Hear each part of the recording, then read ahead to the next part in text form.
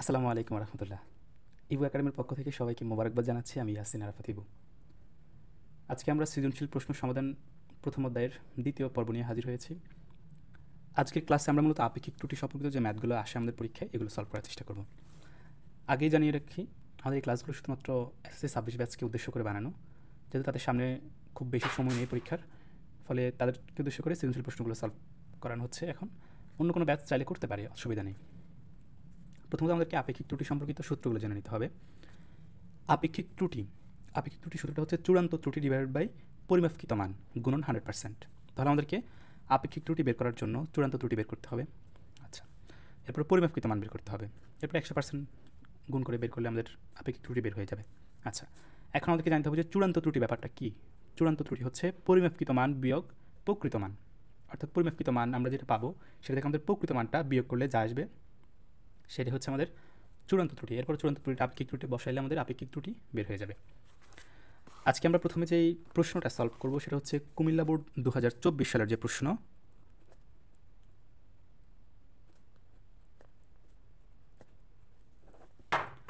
Comilla board 2024, আমি প্রশ্নটা একটু পড়ি। প্রথমত উদ্দীপকে দেওয়া আছে একটা স্লাইড ক্যালিভার্সের কিছু অংশ, যেখানে মূল স্কেল এবং ভার্নিয়ার স্কেল দেওয়া আছে। এখন আমাদেরকে উদ্দীপকে বলল পরিমাপক যন্ত্রটি দ্বারা একটি সুষম ঘনকের ধার 2.96 সেন্টিমিটার পরিমাপ করা হলো। এক্ষেত্রে মূল স্কেল পার্ট 2.9 সেন্টিমিটার, দৈর্ঘ্য পরিমাপে 8% ত্রুটি বিদ্যমান। আমাদের এখন প্রশ্ন যেটা সেটা হচ্ছে ঘনকটির আয়তন পরিমাপে যথেষ্ট নির্ভুল কিনা গাণিতিকভাবে বিশ্লেষণ করতে বলছে। অর্থাৎ এই প্রশ্নে বা এই যে আমরা যে ঘনকের আয়তন পরিমাপ করলাম স্লাইড ক্যালিপার দ্বারা, এখানে কোনো ত্রুটি আছে কিনা এটা যাচাই করতে বলছে। যদি ত্রুটি থাকে তাহলে তো এটা নির্ভুল না, যদি ত্রুটি না থাকে তাহলে এটা মানে পরিমাপটা একদম পিওর আর কি, অর্থাৎ কোনো ভুল নেই। এখন আমরা সেটা সমাধান করে দেখব। আচ্ছা, আমরা দেখতে পাচ্ছি যে আমাদের এখানে প্রশ্নে বলা আছে যে ঘনকের ধার 2.96 সেন্টিমিটার। তাহলে আমরা আগে দেওয়া আছে দিয়ে লিখে ফেলবো, অথবা এখানে আমাদের দেওয়া আছে কি ঘনকের ধার এ সমান সমান 2.96 সেন্টিমিটার। আর কি দেওয়া আছে?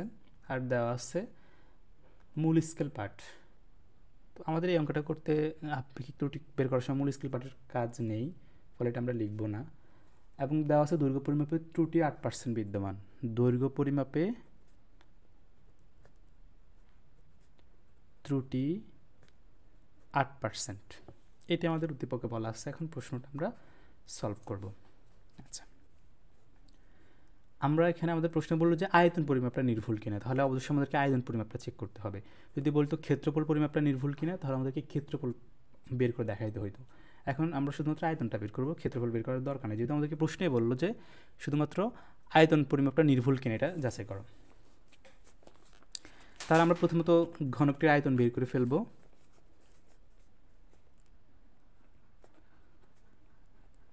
আয়তন সমান সমান,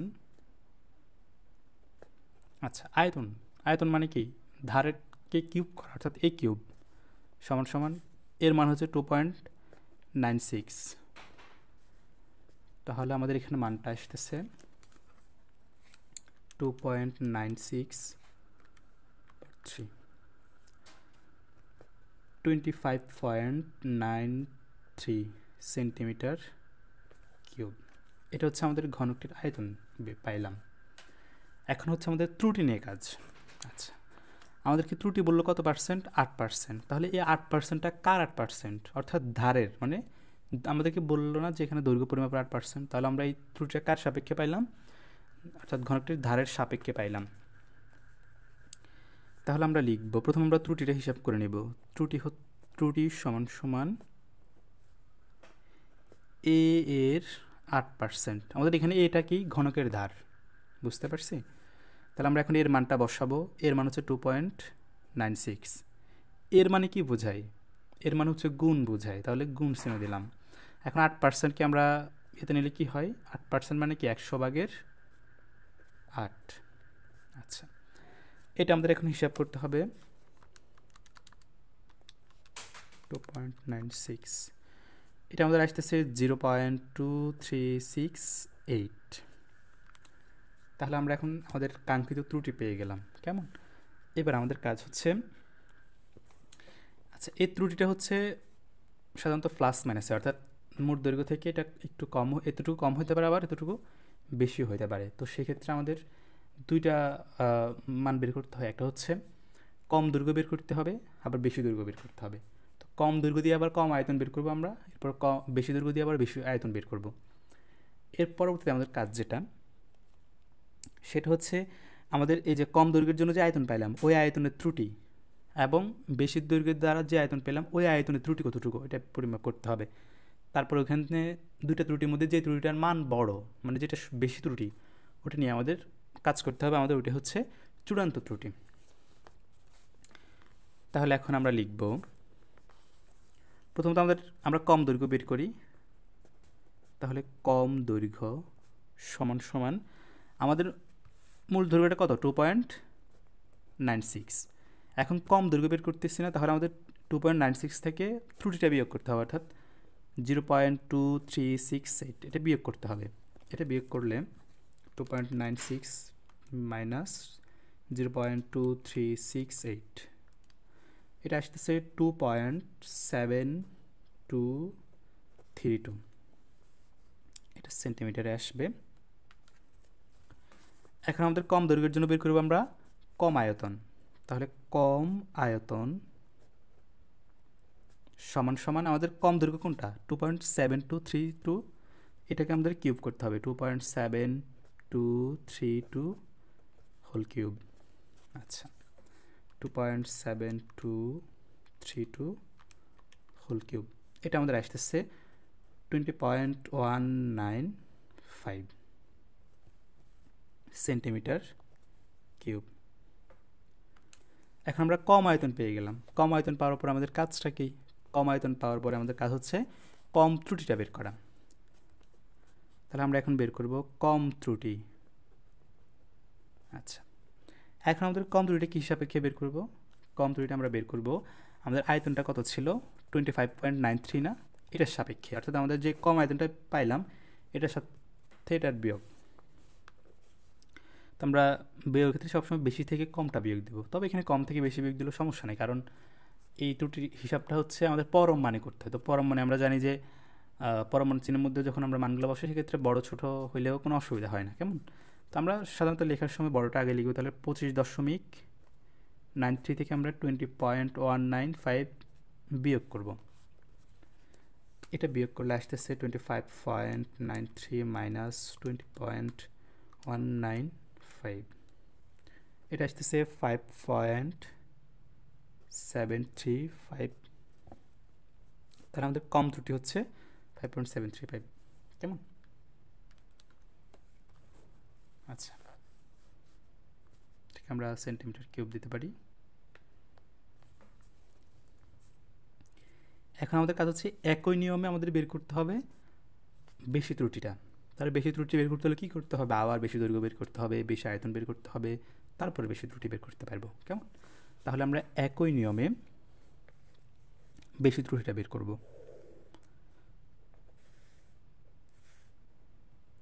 আচ্ছা, আমরা এখন লিখব বেশি দৈর্ঘ্য। তাহলে বেশি দৈর্ঘ্যটা কী হবে, কম দৈর্ঘ্যে পেলে আমাদের 2.96 থেকে আমরা ত্রুটিটা বিয়োগ করলাম। এখন 2.96 সাথে আমরা ত্রুটিটা যোগ করব, যেহেতু বেশি দৈর্ঘ্য বের করতে বলছে, তাহলে এখন হচ্ছে আমাদেরকে ত্রুটিটা যোগ করতে হবে, অর্থাৎ 0.2368। এটা যোগ করলে আমাদের আসবে 2.96 প্লাস 0.2368, অর্থাৎ 3.1968। এটা হচ্ছে আমাদের বেশি দৈর্ঘ্য। তাহলে এবার বেশি আয়তন হবে, বেশি আয়তন সমান 3.1968 হোল কিউব। এটা আসতেছে 32.67 সেন্টিমিটার। আচ্ছা, তাহলে আমরা বেশি আয়তন পেয়ে গেলাম। বেশি আয়তন পাওয়ার পর আমাদের কাজ হচ্ছে কি বেশি ত্রুটিটা বের করা, বেশি ত্রুটি। তাহলে এই ত্রুটিটা আবার কার সাথে হিসাব হবে, আয়তনের সাথে, অর্থাৎ আমাদের মেন যে আয়তন ছিল 25.something, এটার সাথে আমাদের 32.something এটার তুলনা হবে। তাহলে এখানে বিয়োগ করার সময় আবার আমরা বড়টা আগে লিখবো, তাহলে 32.67 মাইনাস 25.195 32.93। তাহলে আমরা বিয়োগ করে দেখি 32.67 মাইনাস 25.93, এটা বিয়োগ করলে আমাদের আসতেছে 6.74 সেন্টিমিটার কিউব। আচ্ছা, এখন আমাদের দুটা ত্রুটি পাই গেলাম না, এবার আমাদের দেখতে হবে যে এই দুটো ত্রুটির মধ্যে কোন ত্রুটিটা বেশি ত্রুটি, মানে কোনটা বড় মান। আমরা এখানে দেখতেছি 5.735, তাহলে এটা হচ্ছে অবশ্যই 6.74টা নিঃসন্দেহে বড়, আমরা এটা দেখতেছি। কেমন? তো যখন যেটা বড় আমাদের এটা নিয়ে কাজ করতে হবে। আমরা এখন যেহেতু আপেক্ষিক ত্রুটি বের করবো, তাহলে আমরা আপেক্ষিক ত্রুটির সূত্রটা লিখবো। তাহলে আমরা জানি আপেক্ষিক ত্রুটি সমান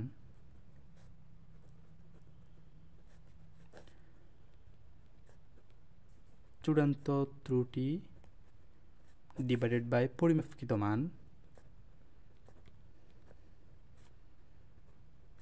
গুণন 100%। আচ্ছা, আমরা এখানে চূড়ান্ত ত্রুটিটা বের করতে ভুলে গিয়েছিলাম, সরি। তাহলে আমরা এখানে লিখবো এখন চূড়ান্ত ত্রুটি,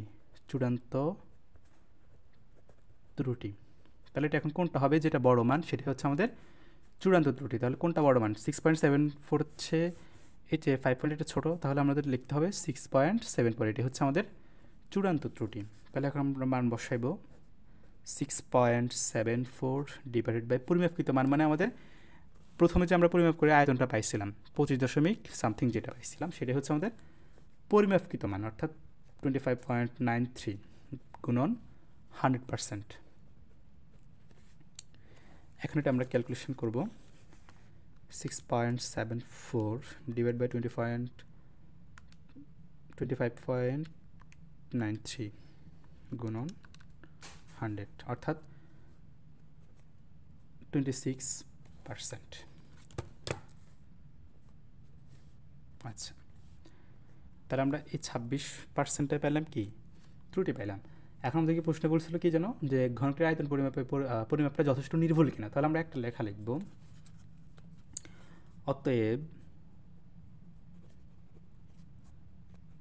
ঘনকটির আয়তন পরিমাপ যথেষ্ট নির্ভুল নয়। বুঝতে পারছি। এখন আমরা হচ্ছে ঢাকা বোর্ড 2023 সালের যে প্রশ্নটা এসেছে সেটা সলভ করব। আচ্ছা, এখানে আমাদের ঢাকা বোর্ড 2023-এর যে প্রশ্নটা আছে সেটা হচ্ছে উদ্দীপক আমাদের দুইটা দৃশ্যকল্প দেওয়া আছে। কেমন? তো আমরা ত্রুটি সম্পর্কে যে অঙ্কটা করব সেখানে সেটা হচ্ছে দ্বিতীয় দৃশ্যকল্পের অংশ।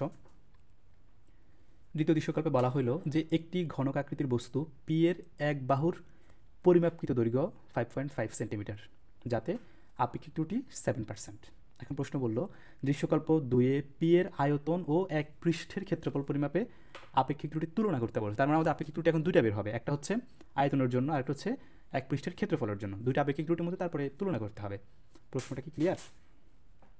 আচ্ছা, তাহলে আমরা একটু আগে প্রশ্নটার কথা একটু স্মরণ করি। সেখানে আমরা কী করছিলাম, প্রথমে ত্রুটি বের করছিলাম, ত্রুটিকে এরপর আমাদের কম দৈর্ঘ্য কম আয়তন বের করে কম ত্রুটিটা বের করছিলাম, এরপর বেশি ত্রুটি বের করছিলাম, তারপর আমরা আপেক্ষিক ত্রুটি বের করতে পারছি। তাহলে এখনও সেম কাজটাই করতে হবে। এখন তবে একটু বাড়তি কাজ, সেটা হচ্ছে দৈর্ঘ্যটা মানে ক্ষেত্রফলটা বের করতে হবে। যদি আমাদের এখানে একটা পৃষ্ঠের ক্ষেত্রফলের কথা বলা হয়েছে, তাহলে আমাদের এখানে ডাবল হয়ে যাবে, অর্থাৎ আমাদের ক্ষেত্রফল ত্রুটি যেমন বের করতে হবে তেমনিভাবে আয়তনের জন্য ত্রুটি বের করতে হবে। আচ্ছা, তাহলে আমরা শুরু করি।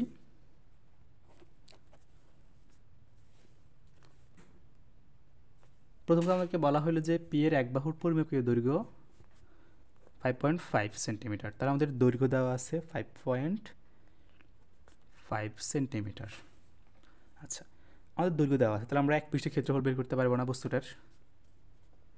সুতরাং বস্তুটির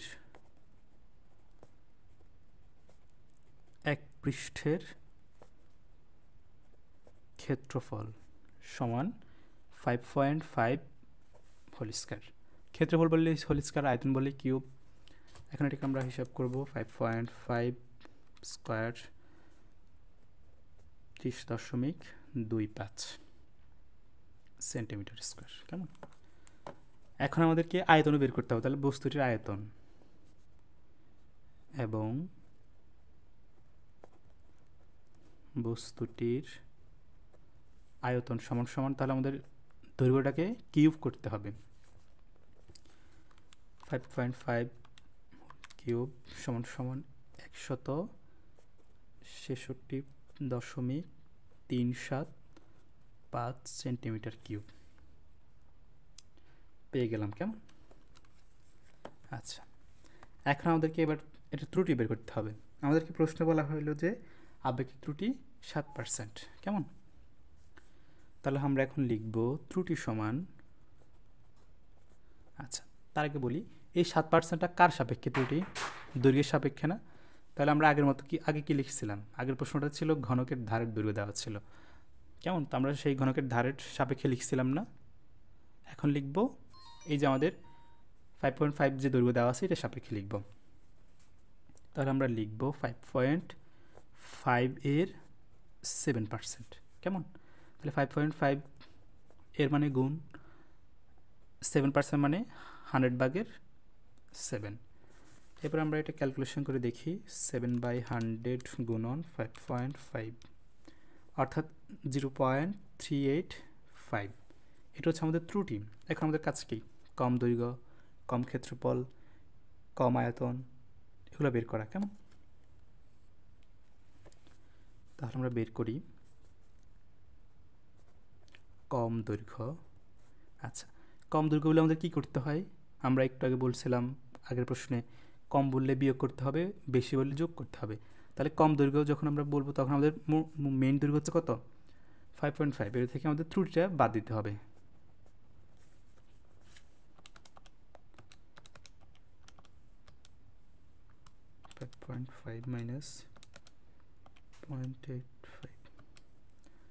অর্থাৎ 5.115 সেন্টিমিটার। একইভাবে আমরা বের করব কম ক্ষেত্রফল। তাহলে 5.115 হোল স্কয়ার 26.16।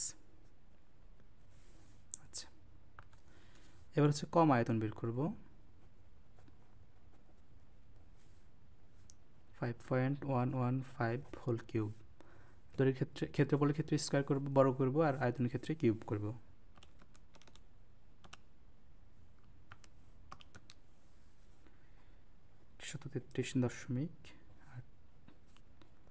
Centimetre cube. তাহলে আমরা এখন ক্ষেত্রফল পেয়ে গেলাম, আয়তনও পেয়ে গেলাম। কেমন?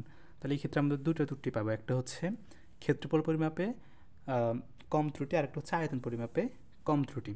তাহলে আমরা লিখি ক্ষেত্রফল পরিমাপে কম ত্রুটি। এটা আমরা লিখতে পারি কি? সমান সমান আমাদের যে ক্ষেত্রফল আমাদের এখানে বের হলো কত? 26 সামথিং না? মূল ক্ষেত্রফল বের হয়েছিল কত? 30 সামথিং। তার আমরা এর সাথে তুলনা করবো। আগে লিখবো বড়টা 30.25 থেকে আমরা বিয়োগ করব হচ্ছে 26.16। কেমন? আমরা লিখব 3.25 মাইনাস 26.16 অর্থাৎ 4.09। এবার আমরা বের করব আয়তন পরিমাপে। আয়তন পরিমাপে কম ত্রুটি। তাহলে এবার আয়তনের সাথে সম্পর্কিত আমাদের আয়তন ছিল 166.375। এটা থেকে আমরা বিয়োগ করব যে কম আয়তনটা, অর্থাৎ 133.8 বিয়োগ করব। তাহলে 166.375 মাইনাস 133.8 অর্থাৎ 32.575। এটা হচ্ছে আমাদের আয়তন পরিমাপে কম ত্রুটি। আমরা একই নিয়মে বেশির জন্য বের করব, বেশি দৈর্ঘ্য বেশি ত্রুটির জন্য বের করব। তাহলে আমরা আবার লিখব কি? বেশি দৈর্ঘ্য। আচ্ছা, তার আগে বলি বেশি দৈর্ঘ্য বের করতে হলে কী করতে হয়? মেইন দৈর্ঘ্যের সাথে আমাদের যোগ করতে হবে। কম দৈর্ঘ্যের ক্ষেত্রে আমরা বিয়োগ করছি, তাহলে বেশি দৈর্ঘ্যের ক্ষেত্রে যোগ করবো, অর্থাৎ 5.5 এর সাথে আমরা ত্রুটিটা যোগ করবো 0.385। 5.5 যোগ 0.385 অর্থাৎ 5.885 সেন্টিমিটার। এবার হচ্ছে বেশি ক্ষেত্রফল। বেশি ক্ষেত্রফল হচ্ছে 5.5885 কে আমরা বড় করব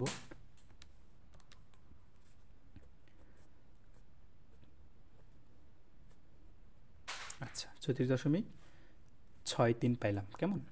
এখন আমরা বের করব বেশি আয়তন। তাহলে বেশি আয়তন বের করতে হলে এটাকে কিউব করতে হবে।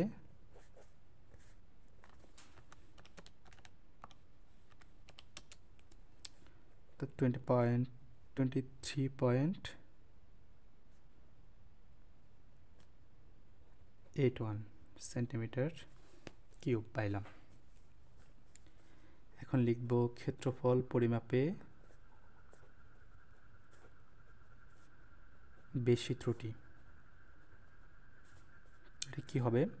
আমাদের এই বেশি ত্রুটি হয়ে পেলাম কত? 34 সামথিং। আমাদের মূলত ত্রুটি দেওয়া ছিল 30 সামথিং। তাহলে 34.36 মাইনাস 30.25, 34.63 মাইনাস 30.25, অর্থাৎ 4.38 সেন্টিমিটার স্কোয়ার হচ্ছে আয়তন পরিমাপের ত্রুটি। আয়তন পরিমাপে আপেক্ষিক ত্রুটি। তাহলে আমরা বিয়োগ করব 203.81 থেকে 166.375টা আমরা বিয়োগ করব। বিয়োগ করলে 203.81 মাইনাস 166.375, অর্থাৎ 3743। এটা হচ্ছে আমাদের আয়তন পরিমাপের ত্রুটি, বেশি ত্রুটি। কেমন? তাহলে এখন আমাদের কাজ হচ্ছে ক্ষেত্রফল পরিমাপে ত্রুটি বের করা, আপেক্ষিক ত্রুটি বের করা এবং আয়তন পরিমাপে আপেক্ষিক ত্রুটি বের করা, তারপরে একটার সাথে একটা তুলনা করা। কেমন? তাহলে আমরা লিখব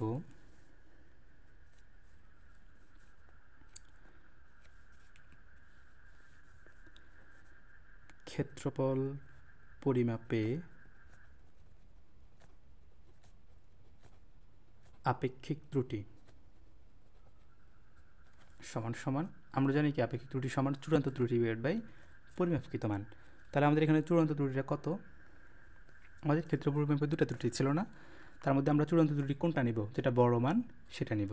তাহলে এখানে বড়কে 4.09 বড় নাকি 4.38 বড়? অবশ্যই 4.38 বড়। তাহলে আমরা নিব এটা 4.38।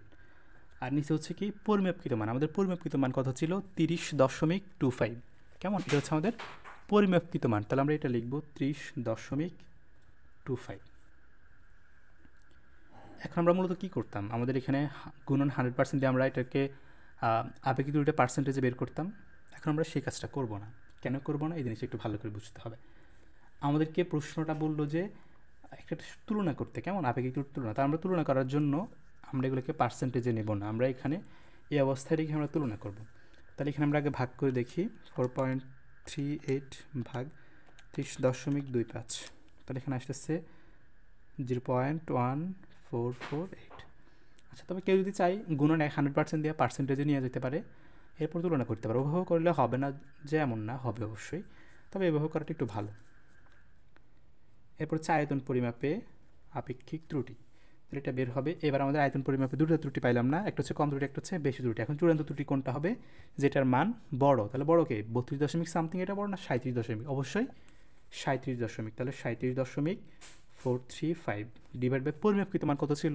আমাদের আয়তন ছিল 166.375। তাহলে 166.375, এটা হচ্ছে আমাদের পরিমাপকৃত আয়তন ছিল। তাহলে এটাকে এখন ভাগ করতে হবে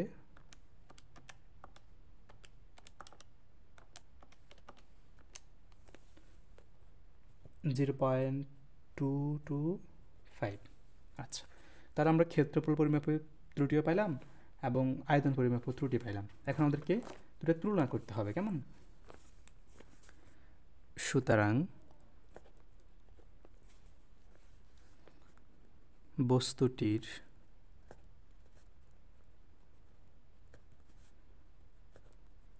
আয়তন পরিমাপে আপেক্ষিক ত্রুটি ক্ষেত্রফল পরিমাপে আপেক্ষিক ত্রুটির আচ্ছা, আমরা বললাম কি, সুতরাং বস্তুটির আয়তন পরিমাপে আপেক্ষিক ত্রুটি ক্ষেত্রফল পরিমাপে আপেক্ষিক ত্রুটির একটা দ্বারা ভাগ করতে হবে। আমাদের একটা মান হচ্ছে 0.225, একটা হচ্ছে 0.1448।